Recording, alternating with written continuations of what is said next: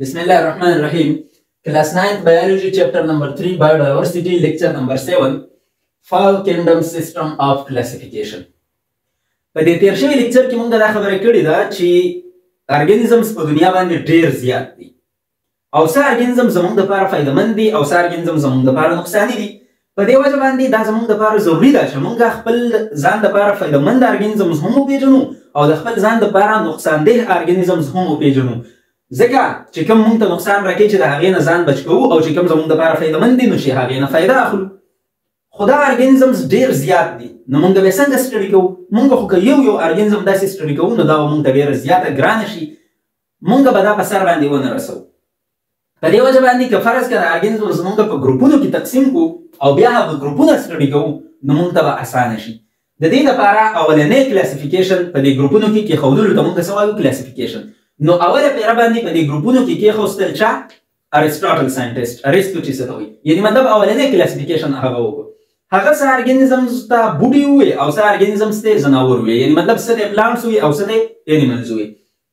دا چې کوم انیملز دي نو دا بیا د هیبیټیټ په بیس باندې په ګروپونو کې کېښودل، یعنې مطلب چې کوم ارګانیزم په کوم ځای کې اوسېږي د هغې په بیس باندې هغه ته نوم ورکړو. یعنې مطلب چې کوم ارګانیزمز په اوبو کې اوسېدل بس هغه په یو ګروپ کې کېښودل او چې کوم ارګانیزمز په وچه باندې اوسېدل نو هغه په بل ګروپ کې کېښودل. نو دا اولنی کلاسیفیکیشن اوس لږه ډېره اساني راغله خو په دې کې ډېر زیات کمی و، ډېر زیاتې غلطیانې وې پکې. په دې وجه باندې زموږ سره وروسته بیا یو بل ساینټسټ راغی چې هغې ته وایي کیرولس لینیس. ده بیا زموږ سره لږ ښه کلاسیفیکیشن وکړو، دې ته ټو کینډم سیسټم کلاسیفیکیشن وایي چې دا زموږ سره ساینټفیک او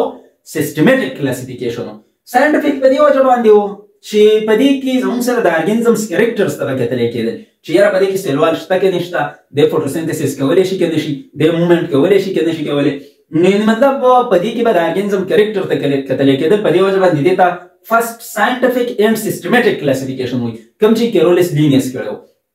اگر چې اولنی کلاسیفیکیشن ارسطاټل کړی و خو هغه ساینټفیک او سیسټمیټیک نه و، هغه بس مختصر شانتې هغه به دا خبره کولی چې یو ارګانیزم په کوم ځای کې اوسېږي بس هغې په هغه ګروپ کې کېښودلی و. او دا چې کوم زموږ سره کیرولس لینیس کړی و نو دا لږ جواز به یې ورله کتلی او لږ دلیل به یې ورله کتلی و چې دا ما په دې ګروپ کې په دې وجه کېښودلی دی چې په دې کې دا کرکټر دی، دا خاصیت دی پکې. خو په دغې کې بیا هم زموږ سره کمی و ځکه چې یوګلینا یو داسې ارګانیزم دی چې دا فوټوسنتسس کوي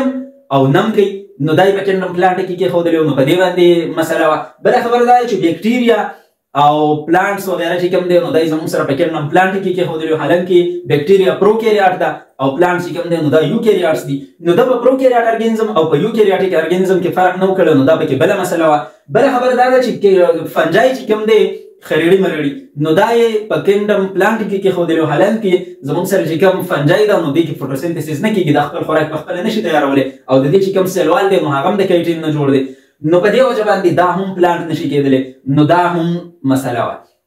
د دې نه پس بیا زموږ سره چې کوم دی نو 5 کینډم سیسټم اف کلاسیفیکیشن راغی، 15 کینډمز. خو دا داسې ډایرکټ رانغی. په دې کې زموږ سره چې کوم دی نو اوله په 1866 کې ارنسټ هیګل ساینټسټ راغی او د چې کوم دی نو یو نوی کینډم راوړلو چې دغې نوي کینډم ته څه نوم وایي؟ پروټیسټا، کینډم پروټیسټا. او په دې کې هغه ارګانیزمز کېښودل کوم چې مسله جوړه کړې وه، یعنې مطلب یوګلینا یې په دې کینډم پروټیسټا کې کېښودله. یوګلینا مسله جوړه کړې وه که نه چې د رڼا په موجودګۍ کې به ځان له خوراک تیارولی شو او د رڼا په غیر موجودګۍ کې ځان له خوراک نشي تیارولی بلکې د ارګانیزمز په شانتې خوراک کوي، تیار خوراک خوري.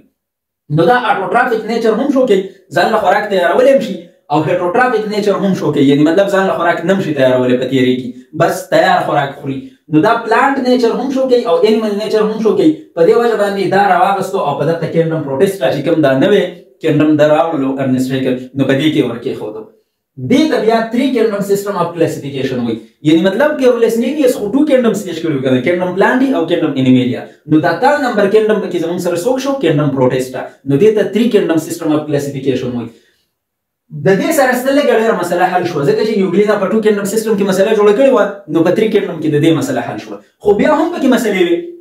د بیکټیریا مسله وه، د فنجای د خریړو مرړو مسله وه. نو د دې لپاره کلاسیفیکیشن په دې ځای باندې سټاپ نه شو بلکې په 1969 کې رابرټ ویټیکر یا رابرټ ویټاکر ساینټسټ راغی او د کلاسیفاید آل ارګانیزمز انټو 5 کینډمز. ارګانیزمز یې په 15 ګروپونو کې تقسیم کړل، په 15 کینډمونو کې تقسیم کړل. منیرا، پروټیسټا، فنجای، پلانټي او انیمیلیا. دا زموږ سره چې کوم دی نو 15 کینډمز وو. وس په کینډم منیرا کې د پروکاریوټس کې خودل ګوره پروکاریوټ زموږ سره په 2 کینډم کې مسله جوړه کړې و کنه چې پروکاریوټس او یوکاریوټس یې ګډ وډ په کینډم پلانټ کې ورشتي وو کیرولس لینیس نو دلته چې کوم دی نو زموږ سره پروکاریوټس راوغستل شول او په ځان له کینډم کې خودل شول په کینډم منیرا کې پروکاریوټ هغه ارګانیزمز دوی چې په دې کې زموږ سره دننه نیوکلیس او ممبرین باونډډ ارګانیلز یعنی مایټوکانډریا ګالجی باډیز اندوپلازمیک ریټیکولم او کلوروپلاست وغیرہ چې کوم دی نو دا پکې نه وي په دې وجه باندې دې ته موږ پروکاریوټس وایو نو پروکاریوټس یې راوغستل د کینډم پلانټ نه او هغه په کینډم منیرا کې کېښودل یعنی بکټیریا چې کوم دی نو د دې اگزامپل دی په بکټیریا کې نیوکلیس هم نشته او ممبرین باونډډ ارګانیلز مایټوکانډریا ګالجی باډیز اندوپلازمیک ریټیکولم وغیرہ پکې هم نشته نو د دې مسله هم حل شوه د دې نه بعد زموږ سره چې کوم دی کینډم پروټیسټا خو الریډي ارنست هیګل ساینټیسټ پیش کړو نو په دې کې یوګلینا کېښودلې وه ټیک ده او زموږ سره کینډم فنجای یعنی مطلب فنجای چې کوم وخت خړېړي مړېړي نو دوی مسله جوړه کړې وه کنه چې دا خو اټوټرافیک هم نه خپل خوراک په خپل نشي تیارولی او بوټي خپل خوراک په خپل تیارولی شي او بل خبره دا چې د بوټي سیلوال د سیلولوز نه جوړ دی او د دې سیلوال چې کوم نه د کیټین نه جوړ دی په دې وجه باندې مونږه خړېړي د بوټو سره په کینډم کې یو ځای نشو وشتلې نو دې هم مسله جوړه کړې وه ځکه چې دا هیټروټراپس دي او په دوی کې سیلوال دی نو دا یې راواغستل او دې له ځان له کینډم ورکو کینډم فنجای خړېړي چې کوم دی مشرومز دا یې زموږ سره په کینډم فنجای کې کېښودل د کینډم پلانټ نه دا هم راویستل نو دا مسله هم حل شوه ګوره د یوګلینا مسله هم حل شوه د پروکاریوټس او د یوکاریوټس مسله هم حل شوه او د فنجای مسله هم حل شوه نو بیا موږ سره چې کوم کینډم پلانټ دی په دې کې پلانټ او کینډم انیمالیا چې کوم دی په دې کې انیملز کېښودل نو مسلې ټولې حل شوې په دې وجه باندې دا خبره کوي چې د 5 کینډم سیسټم ریمووډ the problems in the 2 kingdom system په 2 kingdom system کې چې کوم پرابلمز او کوم مسلې وي نو هغه ریموو شولې هغه لري شولې هغه ختم شولې ځکه چې په 5 kingdom system کې داسې څه مسله نشته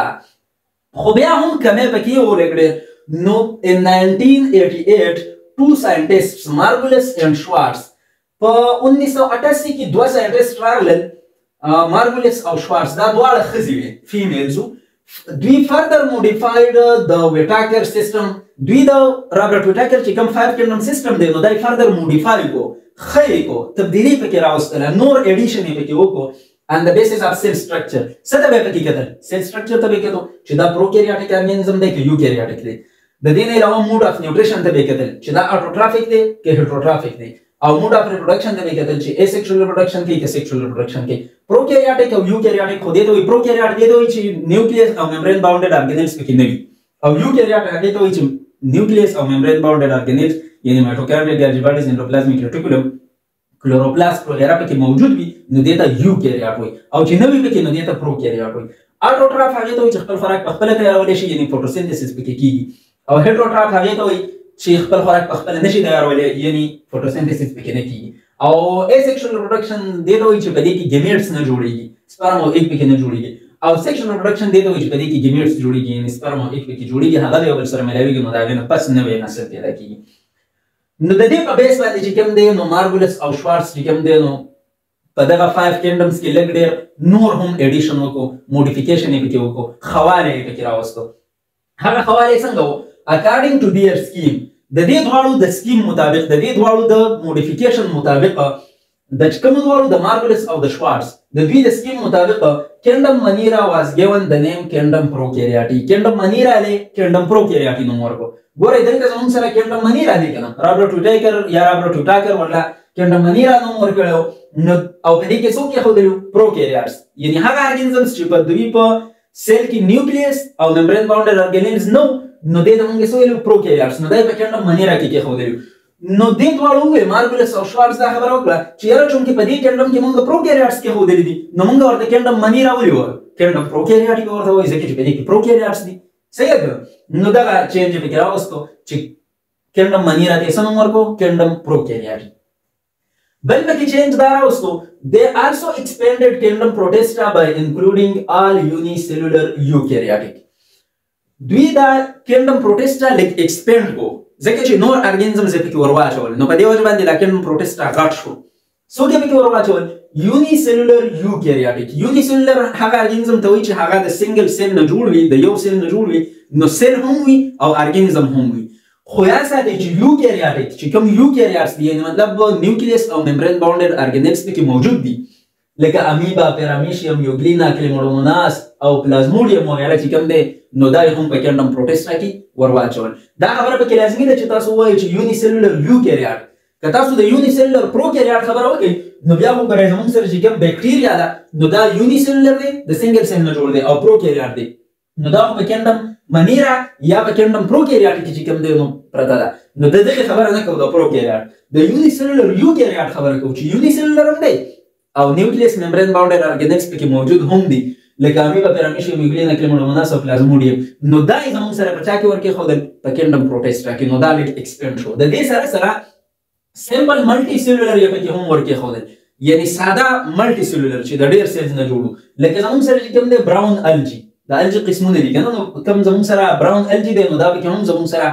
ملټي سیلولر الجی دی. سی ویډز دا سمندري ګیاګانې چې کوم دی لکه کیلپس د دې یو اگزامپل دی یو قسم پکې دی. نو دا یعنی مطلب سیمپل ملټي سیلولر چې کوم الجی ملجی دی نو دا هم په کینډم پروټسټا کې ورکېښودل. ټیک ده. اینډ نان ټرو فنجای او هغه فنجای چې هغه په صحیح معنو باندې فنجای نه ده. که په صحیح معنو باندې کوم فنجای وي نو هغه خو بیا په کینډم فنجای کې دي. ټیک ده که نه. خو چونکې کوم زموږ سره نان ټرو فنجای ده په صحیح معنو باندې فنجای نه ده لکه زموږ سره چې کوم دی پلازموډیل سلایم موډ چې کوم د مونږ میکزومایکاټا وایو دا لرګی وغیره چې کوم راپرېوځي که نه او داسې نمی شانتې کې ځای کې پروت وي او بیا هغه زیړوالی شانتې راشي نو هغې ته پلازموډیل سلایم موډز وایي یا میکزومایکاټا ورته وایي.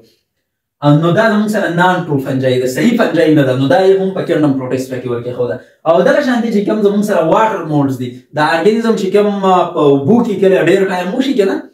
نو دا داسې څښا شانتې شي داسې زګ شانتې پرې راشي په دې اوبو کې نو هغې ته مونږ څه وایو واټر موډز ورته وایو یعنې دې ته مونږ اومایکاټا هم وایو. نو دا هم په صحیح معنو باندې فنجای نه ده نو دا یې هم په کینډم پروټسټا کې ورکېښودله. ټیک ده. نو زموږ سره چې کوم کینډم پروټسټا دی نو هغه ایکسپینډ شو. Nowadays this modified 5 kingdom system of classification is used. نن سبا دغه